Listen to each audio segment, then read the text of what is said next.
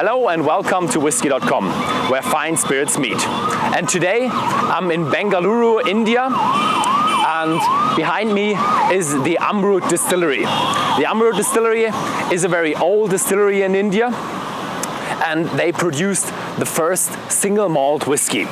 They started here in 1948, which is very close to the Indian independence.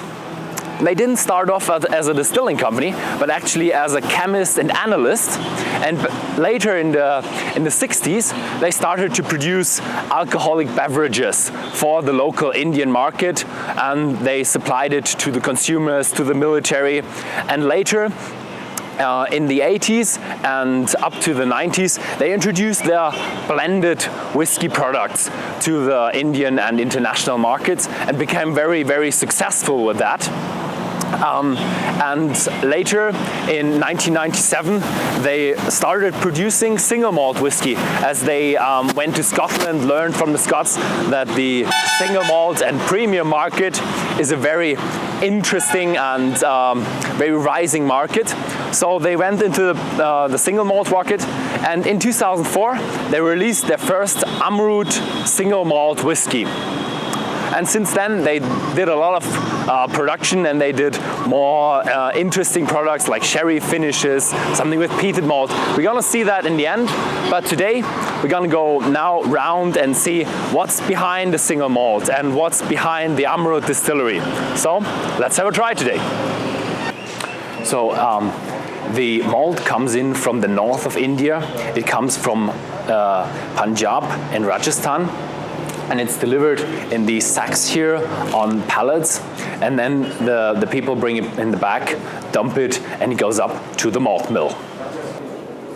And this here is where the elevator ends, and through a conveyor system it ends here in the malt mill. And the malt mill is a 4 roller pin malt mill, very old. It's been working for 25 years without failure.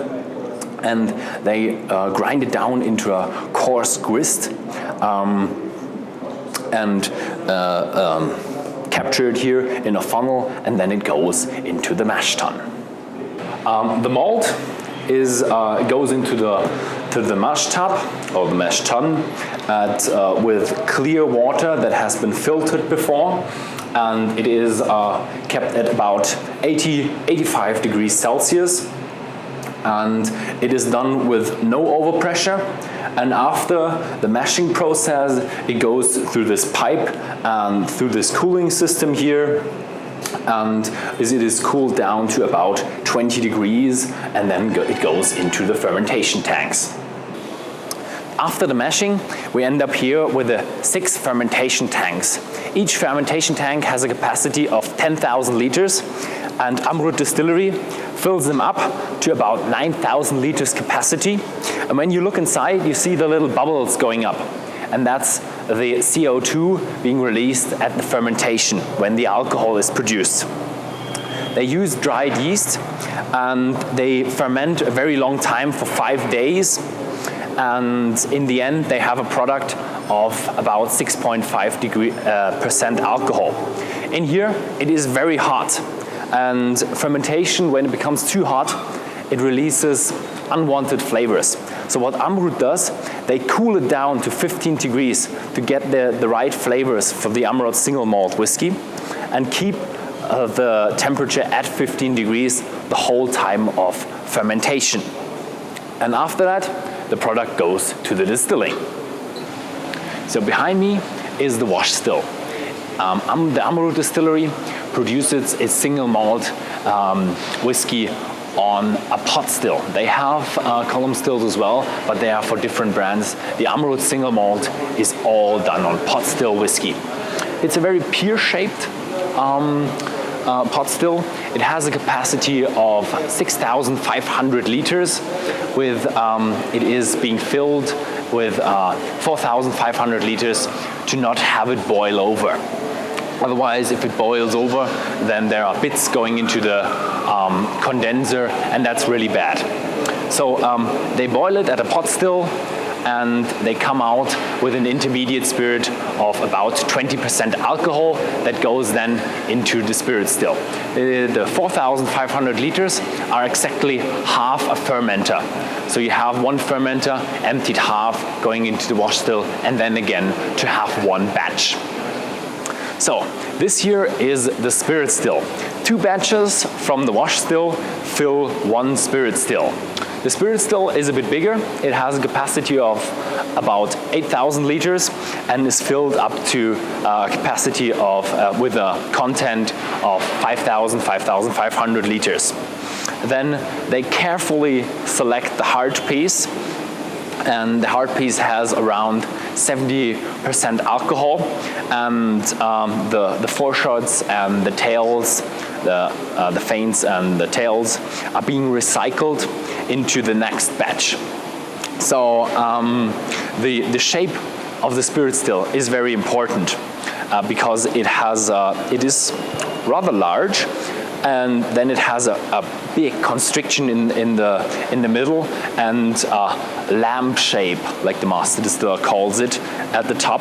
So you maximize the amount of surface you have where the spirit touches the copper and induces catalytic reactions that makes the whiskey taste better, a bit smoother, and exactly the character that Amrut Distillery wants it. After that, it's into the barreling. So we're here at the Cooperage.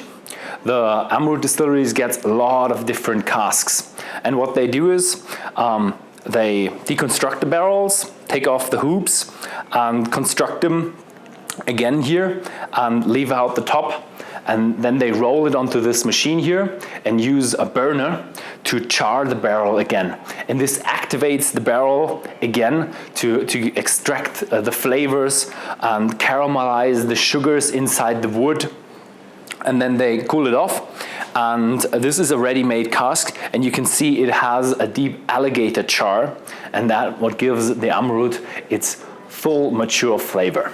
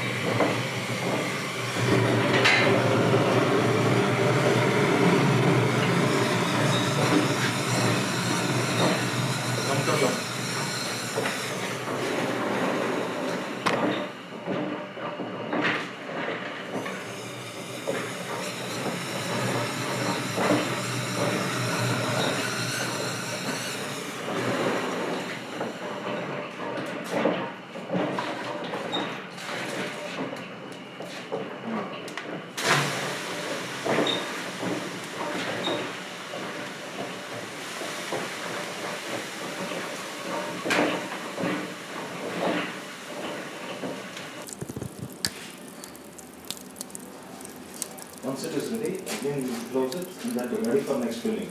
Yeah. The Amrut Distillery has racked warehouses, and these racked warehouses go up to 5 stories. And the very interesting thing about this is they're not rolling around many barrels, because they put the barrels into the racked warehouses and then they fill them with hoses and actually pump it out also. So the barrels don't move, but the spirit and the liquor moves around. So let's talk about what we find inside these warehouses. The warehouses has a great variety of casks.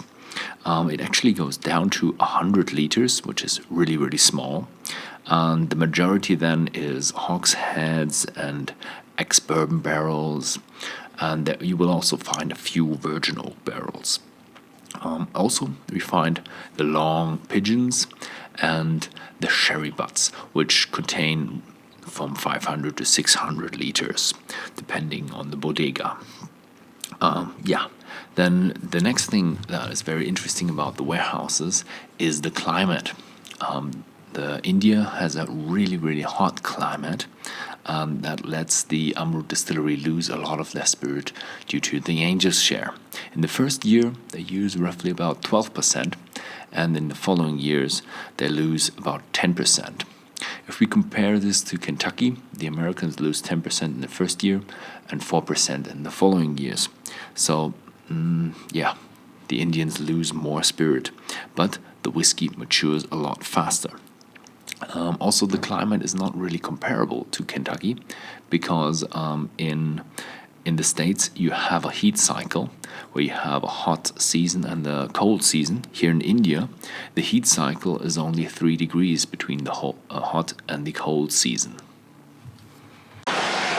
Behind me is the bottling line of Amrut, and they do everything by hand. There's so much handcraft in it. We have the filling of the bottles, then we put on the caps, we tighten the caps on the bottles, and there is a lot of quality control. So every bottle is looked at a screen to see if there are any impurities, and later they put on the labels for the bottles. This is also very important to put on the right label, because every state in India needs different information in different languages, and also the export markets need different labels as well. So this is the bottling, and now we will also have a tasting. So we're done with the production, and I'm standing here with K. Prakash. He is the production manager, the general manager, and your production and also the quality assurance. You've been working for the company for 25 years now. So a lot of experience there. So thank you for having us at the distillery. Thank you. So great products, your whiskies. What is your, let's say, the standard product, the first product you should try from the distillery?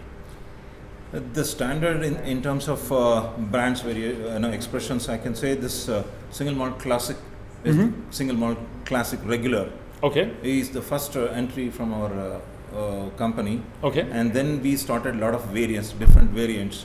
I prefer the Fusion. It is rated as the third finest whiskey in the world. And this Fusion, this is my favorite. Okay. So and let's start with the first one, and we come to the Fusion later. Okay.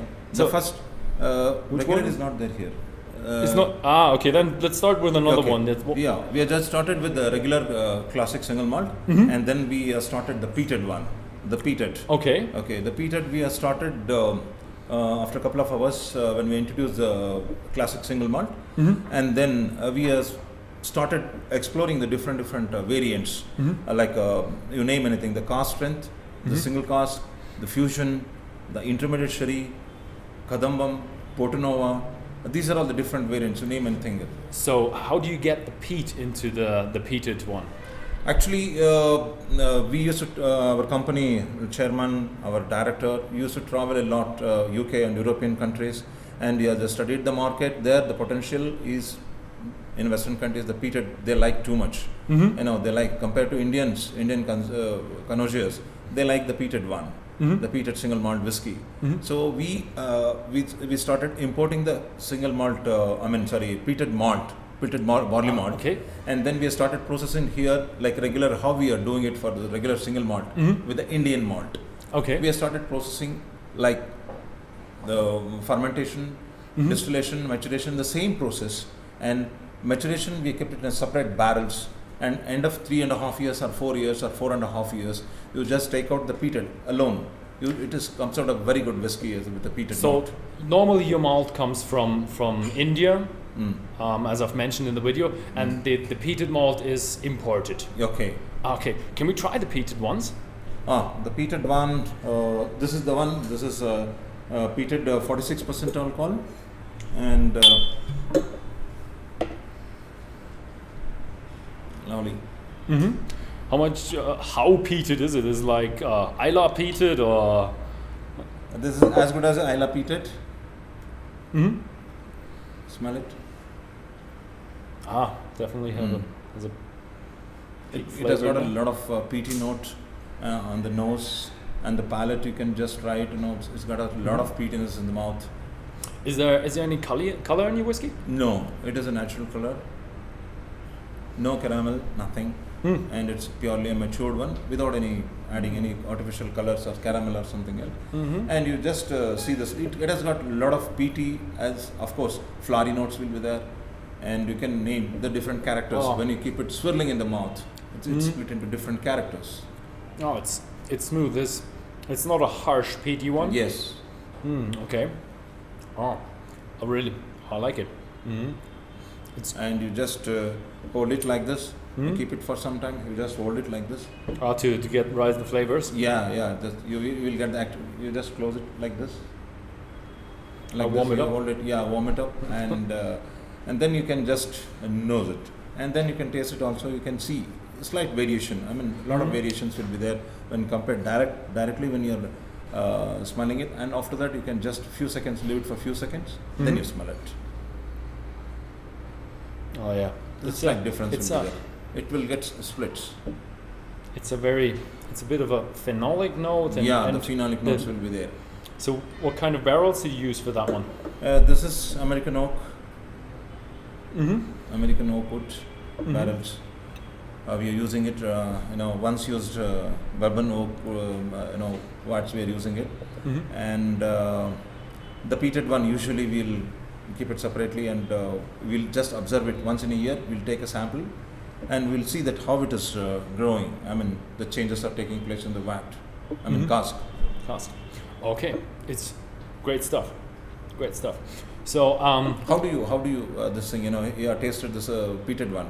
Which is your this thing? What is your perception in this? You get a subtle peat smoke, little phenolic. I get good proportion of sweetness with a little fruitiness, and in the taste I have a mildly honey note or caramel note as well. Exactly. So Indian market is like that. Indians, mainly the Indians, they like a lot of fruity notes. They like a lot of fruity notes and other thing. So that's the reason. I will come to the later part of the discussion. This fusion, how it is very popular, not only in India, in the global market, how it is popular and other things. It contains a lot of fruitiness as well as the peaty notes. It's a unique combination of fruity and the peaty notes. Okay, good. So how about the chill filtering? Do you do chill filtering? Yeah, only one product that is named called Rajigala. Okay. Rajigala. This is the name of the brand. It is at 40% alcohol. We do the chill filtration only for that product. Okay. Not for so others. the Amrut single malt, all unchill filtered. Yes, and chill filtered. So what percentage do you do? Do you do higher than, or? It is starting from the 42.8% to 46%, the 50% alcohol, and the 57.1, and the 62.8 the cask strength. So these are all the ranges we have. Okay, so you have everything around. Yeah.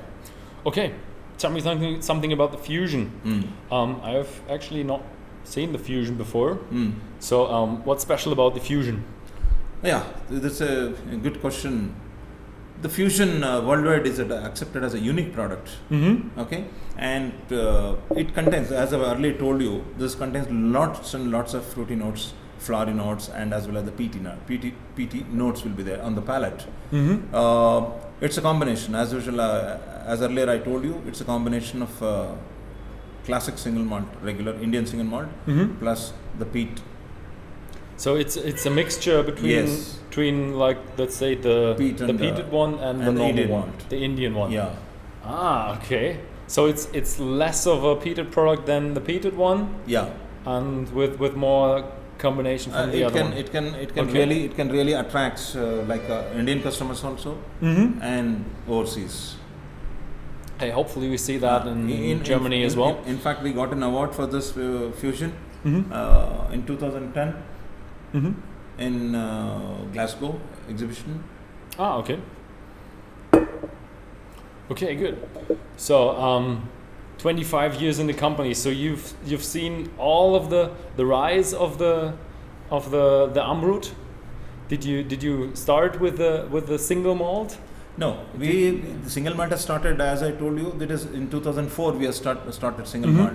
You've been working for the company before that. Before that. Yeah. So you've seen when it has been exactly from the start, From the start. In the sense, there are a lot of my seniors or superiors are there. They are working almost 30 years, 35 years, and 42 years. Okay. So they've started put a foundation for everything, and now still they are giving their valuable services to the company, and just we are following them. Okay. Yes, we are following them. And what is the guidelines they have set into that superiors, our directors, our vice presidents. So they are actually the masters, the master brewers or something else. They have designed the product. Completely they dedicated their service to bring it to this stage. We are following them. Okay. So from when you've seen it from the start, did you change something about Amrut while during these 25 years, or did you keep it always the same? There are a lot of changes. Okay. It's always the graph is glowing like this. Okay, good. Okay, the graph is and as a company, as a part of a company, I'm not just exaggerating, but Amrut has got its own values in the market as well as in the government sectors and other things, because we have got a steady growth. It's not an abnormal growth or something. We have got a steady growth, and in the domestic market, we have got a good name. And of course, you need not. I think it's not necessary to explain, because you know very well how in the global market the branch has been recognized. Yeah, Indian whiskey is not perceived for its quality yet. Yeah. But I have to say, what I've tasted so far from the Amrut, that is premium. That was the time in 2004. Nobody knows about the Indian single malt whiskey in European countries and all. First, we ventured into the market for a European market. Of course, in the beginning, nobody has accepted as directly. They accepted. They are not welcomed the Indian whiskies, and because of the quality of the product and the dedicated service to that, now we are just conquered the market. Yeah, I think it's very important that you keep it uncolored because of the other Indian whiskies. They do all the coloring and they use unmatured spirit and stuff. So that is really to stick out. So what can we expect in the future? What lies ahead for Amrut? Are you gonna release new types of spirit or age statement, or what do you want to do in the future? Actually, I should say I should thanks to the marketing team in our Amrut Distillery, mainly for this single malt sector. They have done a wonderful job. As far as the marketing is concerned, and the young team, the young brigade, what we have is the backbone of the Amrut Distilleries, and mainly in single malt sector. The division. They've done a wonderful job to bring it to this stage, first of all. And second thing, we have got some focus, we have to do some expansion in the near future. The new project is coming next to this field, next to this factory. There is a vacant land. Okay. And we are doing some expansion over there to multiply the productions. This is as far as single malt. Okay. And we'll come out with a lot of other variants to compete in the world market. The different variants in the single malt only.